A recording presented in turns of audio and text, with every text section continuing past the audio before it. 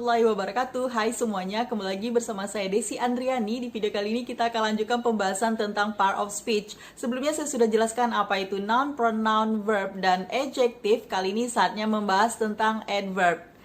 Oke, terima kasih untuk teman-teman yang sudah klik video ini. Jangan lupa like, subscribe, dan share video ini ke media sosial yang kalian punya untuk bisa belajar bersama.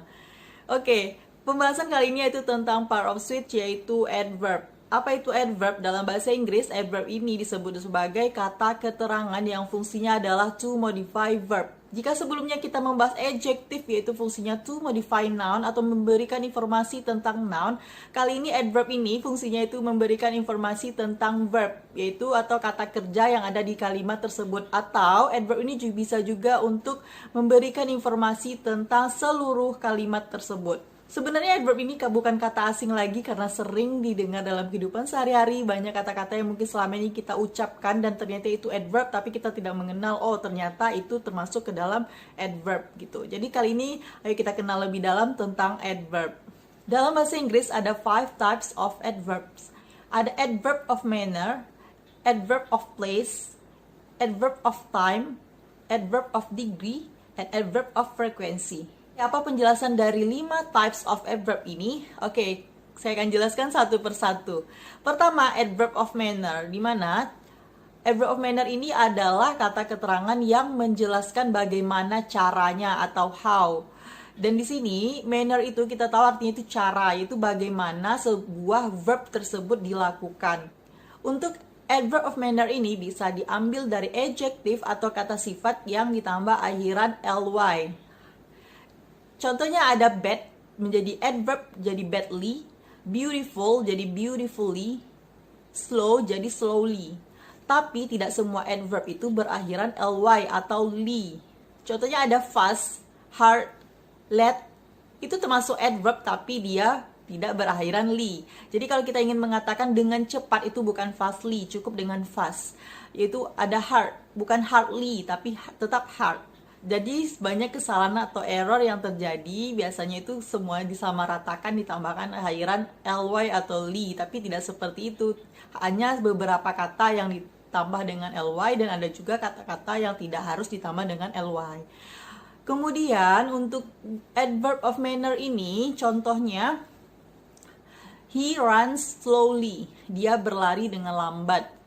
Slowly, jadi ada kata slowly di sini itu menjelaskan tentang verb. Yaitu kita bahas tadi sebelumnya, yaitu adverb itu fungsinya adalah to modify verb, yaitu memberikan informasi tentang verb. Yang mana slowly di sini menjelaskan bahwa apanya yang slowly, yaitu verbnya yang slowly. Verb di sini ada kata run, jadi yang melambat itu larinya, cara berlarinya itu lambat. She sings beautifully, dia bernyanyi dengan bagus, dengan indah, dengan merdu, beautifully.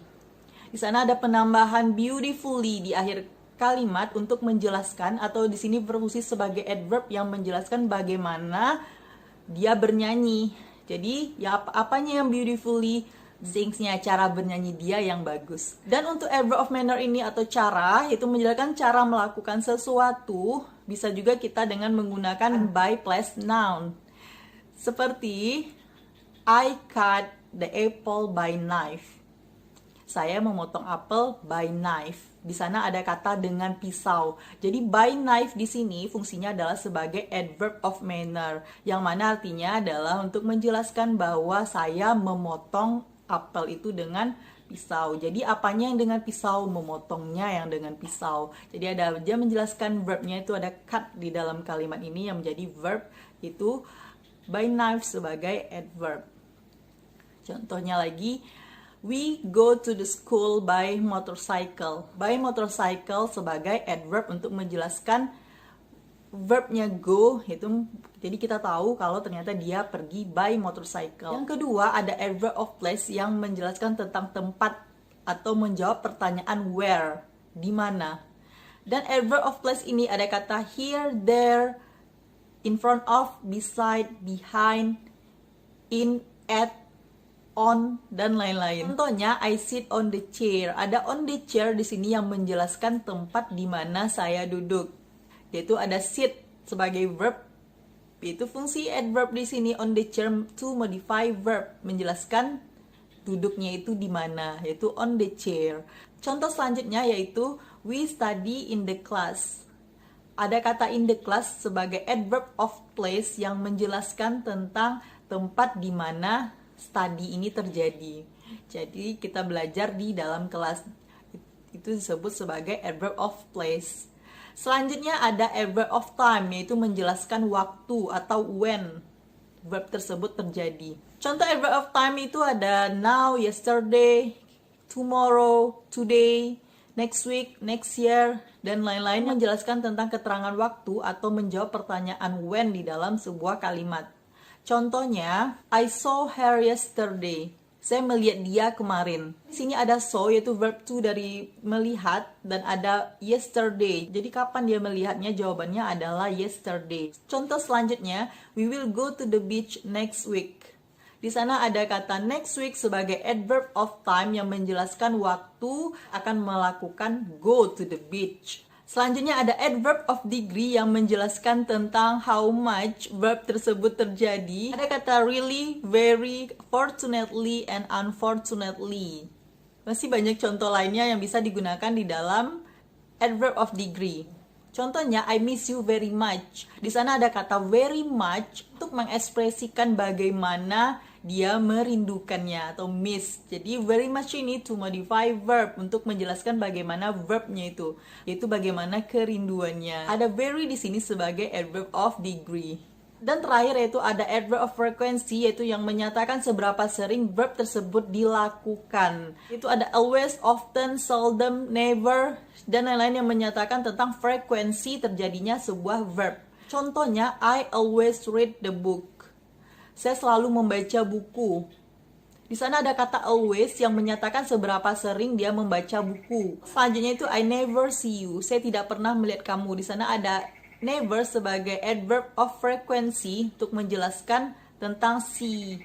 Jadi dia menyatakan bahwa dia itu tidak pernah melihat.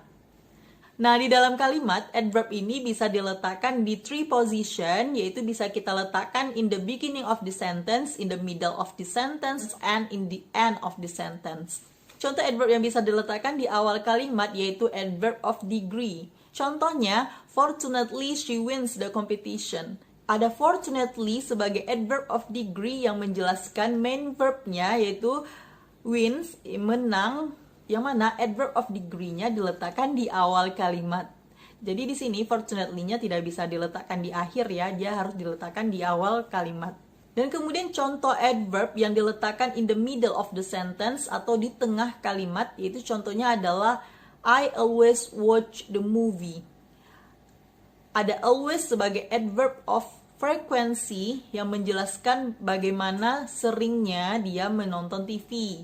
Ada watch sebagai verb yang dijelaskan oleh adverb. Dan yang terakhir, contoh penempatan adverb in the end of the sentence yaitu she studies hard. Hard di sini adalah sebagai adverb yang menjelaskan bagaimana cara dia belajar, yaitu she studies hard. Dia belajar dengan sungguh-sungguh. Nah, itu dia penjelasan tentang adverb dan bagaimana penempatan adverb di dalam kalimat. Ternyata adverb itu bukan kata asing lagi ya. Jadi adverb ini adalah fungsinya menjelaskan tentang verb. Jadi dia saling berkaitan ya, makanya namanya juga mirip verb dan adverb. Jadi untuk mudah mengingatnya, itu adverb fungsinya adalah to modify verb, untuk memberikan informasi tentang verb. Oke, sampai di sini penjelasan tentang adverb. Terima kasih untuk teman-teman yang sudah nonton video ini. Jangan lupa like, subscribe, dan share video ini ke sosial media yang kalian punya supaya bisa belajar sama-sama. Oke, thank you. See you in the next video. Assalamualaikum warahmatullahi wabarakatuh.